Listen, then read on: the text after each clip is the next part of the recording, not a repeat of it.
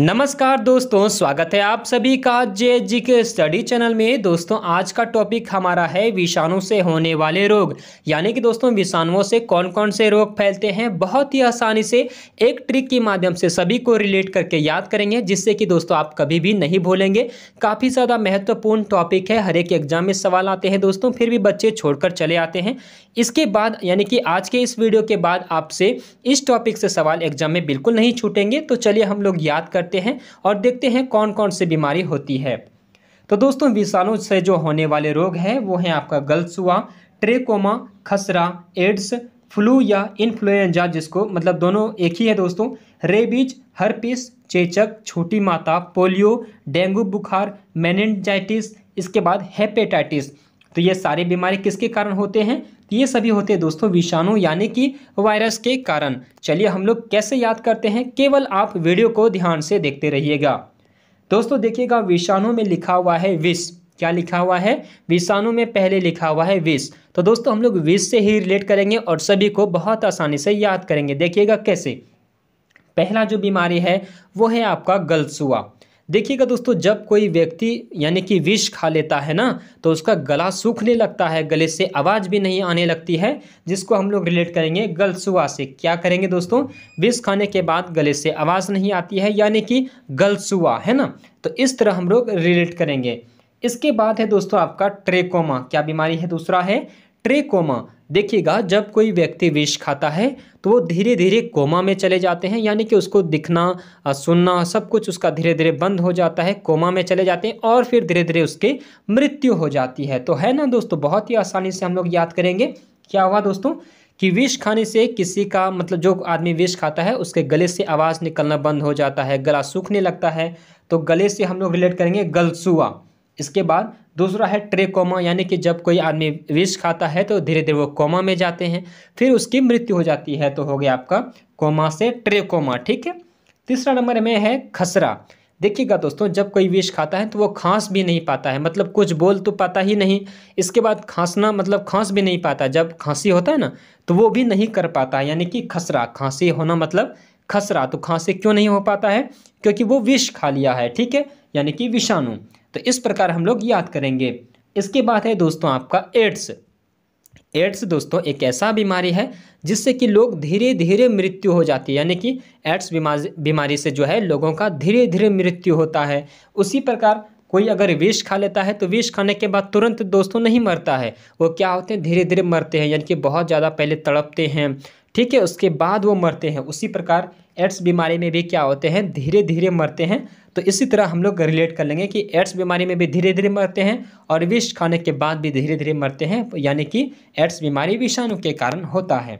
इसके बाद है दोस्तों यहाँ पर होगा आपका फ्लू। क्या होगा? फ्लू होगा। तो यहाँ पर थोड़ा सा गलत टाइपिंग हो गया है, यहाँ पर आप ध्यान नहीं देंगे, ठीक है।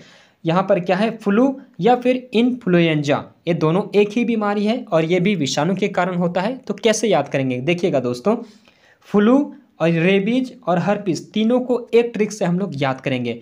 फ्लू यानी कि दोस्तों बोलेंगे फल, ठीक है, और रेबीज, फल में क्या पाए जाते हैं? बीज, और रेबीज में देखिएगा यहाँ पर लिखा हुआ है बीज, ठीक है। तो फल में पाए जाते हैं बीज, और जब भी हम लोग दोस्तों फल खरीदते हैं तो एक एक पीस चुन कर खरीदते हैं, यानी कि हर पीस, यानी कि हर एक पीस को चुन चुन कर लेते हैं, यानी कि किसको लेते हैं? फल को। और फल के अंदर क्या पाए जाते हैं? बीज, ठीक है। और फल क्यों लेते हैं दोस्तों? जब कोई आदमी बीमार पड़ता है, यानी कि बीमार पड़ता है, कमजोरी होता है, तो हम लोग क्या ले जाते हैं उसके लिए? फल ले जाते हैं। तो वो बीमार क्यों पड़ा?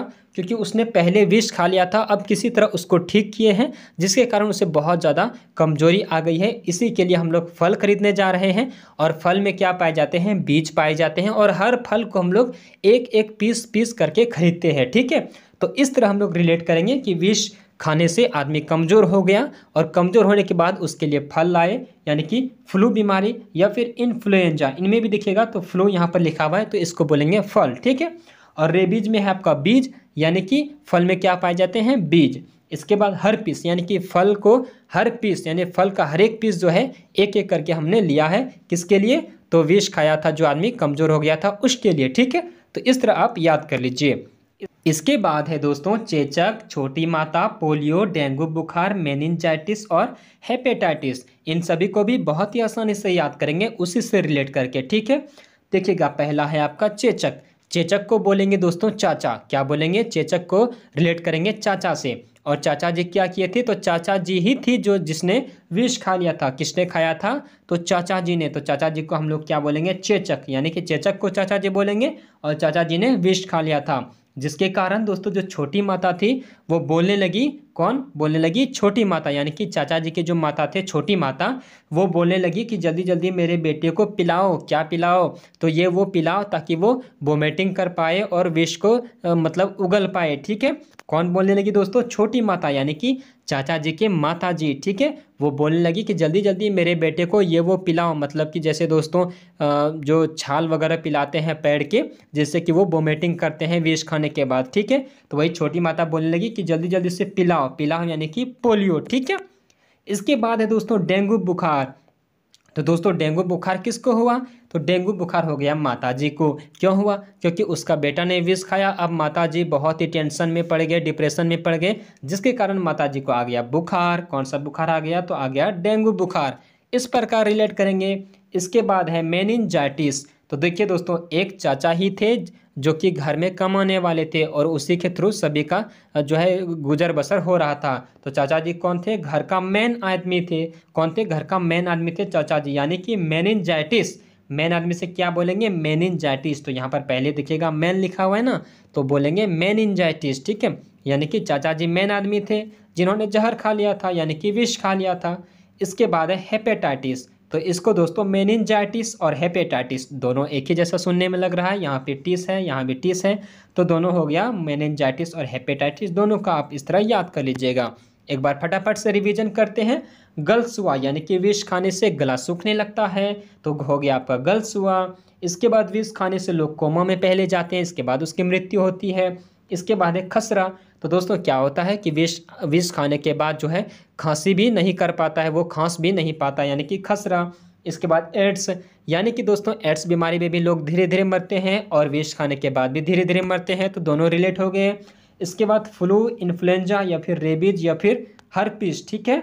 रेबीज, हर्पीस और इन्फ्लुएंजा तीनों को कैसे रिलेट किए? तो इसमें देखिएगा लिखा हुआ है फल, और यहाँ पर बीज, यानी कि फल में पाए जाते हैं बीज, और फल जो लेते हैं वो हर पीस को चुन चुन कर लेते हैं, यानी कि हर पीस, ठीक है। और ये तीनों किसके लिए लाए थे? तो विष खाने के बाद जो है हमारे चाचा जी थे, यानी कि चेचक, ठीक है।